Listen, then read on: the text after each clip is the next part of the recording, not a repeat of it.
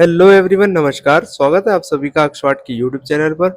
आज की वीडियो में हम समझेंगे हिंदी क्लास 8 की हमारी एक कहानी है जिसका नाम है लाख की चूड़ियाँ।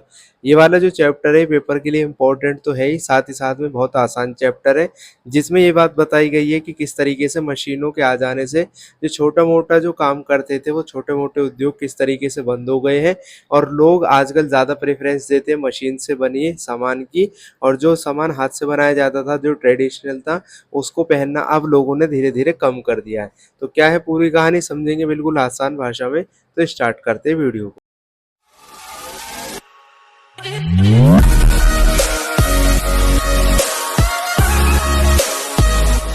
यह कहानी एक कारीगर बदलू की है जो लाख की चूड़ियाँ बनाता है। लाख एक ऐसा पदार्थ होता है जिससे अक्सर चूड़ियाँ और सजावट के सामान बनाए जाते हैं। तो जो लेखक होते हैं वो अपनी बचपन की याद को बताते हैं इसमें। कहानी का लेखक अपने बचपन के दिनों को याद करता है जब वह अपने मामा के गाँव जाता था। वहाँ एक कारीगर रहता था जिसका नाम था बदलू। बदलू एक मनिहार था, यानी उसका काम चूड़ियाँ बनाना था। वह बहुत सुंदर लाख की चूड़ियाँ बनाता था। लेखक को बदलू बहुत अच्छा लगता था क्योंकि वह उसे रंग-बिरंगी लाख की गोलियाँ भी बनाकर देता था। सब लोग बदलू को बदलू काका कहते थे। वैसे तो लेखक का वो जो मामा का घर है उसके पास में बदलू रहता था, तो इसको बदलू मामा कहना चाहिए, लेकिन ये भी बच्चों के साथ मिलकर उसको बदलू काका कहता था। लेखक अक्सर दोपहर में बदलू के पास बैठकर देखता था कि वह कैसे चूड़ियाँ बनाता है। बदलू एक पुरानी मच्छिया पर बैठकर आग पर लाख गरम करता था और उसे आकार देता था। फिर मुंगेरियाँ यानी लकड़ी के औजार पर चढ़ाकर गोल चूड़ियाँ बनाता था। बदलू का स्वभाव कहानी में बहुत ही सीधा और ईमानदार बताया गया है।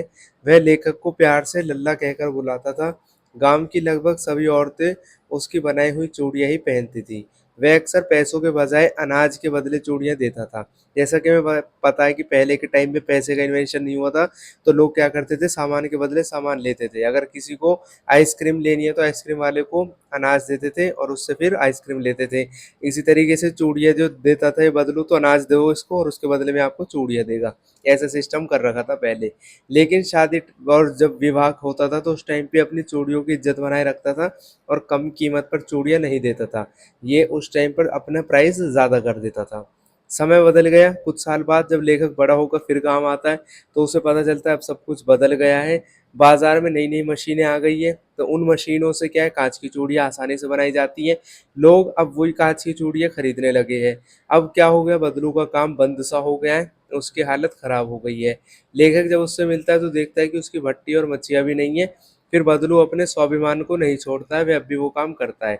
आखिरी की चूड़ियाँ जो बदलू के पास में रहती है उसको बहुत ही अजीब तरीके से दिखाया गया है स्टोरी में। कहानी के अंत में लेखक यह बताता है कि बदलू की बेटी के हाथ में लाख की चूड़ियाँ होती है। बदलू बताता है कि यह आखिरी जोड़ा है जो उसने जमींदार की बेटी की शादी के लिए बनाया था।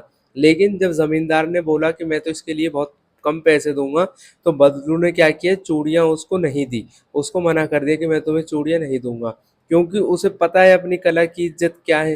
तो बदलू ने उसको चूड़ी देने से इसलिए मना किया क्योंकि उसे अपनी कला की इज्जत करनी आती थी।